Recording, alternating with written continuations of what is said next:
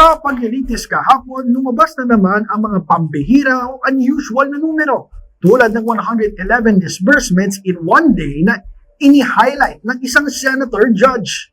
Narito ang report.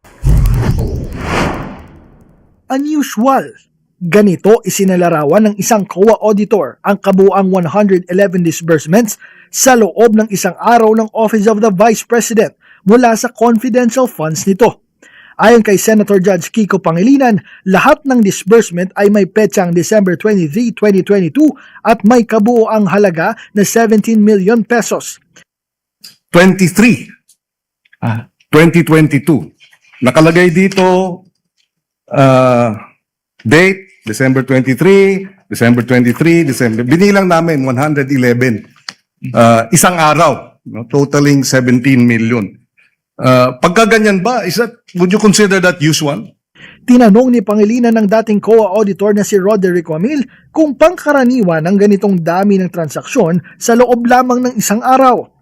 Ayon kay Wamil, walang partikular na probisyon sa Joint Circular 2015 na nagbabawal dito, pero anya maituturing itong unusual. Si Wamil ang isa sa mga auditor ng COA na nagsuri sa 500 million pesos na confidential funds ng OVP at 112.5 million pesos na pondo ng DepEd noong kalihim pa nito si Vice President Sara Duterte. Batay rin sa liquidation records, 125 million pesos na confidential funds ng OVP ang na-disburse mula December 21 hanggang 31, 2022. Nakapareho ng kabuuang halagang inilabas sa unang tatlong quarter ng 2023. Napansin din ni Pangilinan na ang lahat ng acknowledgement receipts na isinumbite ng OVP ay walang sentimo o butal.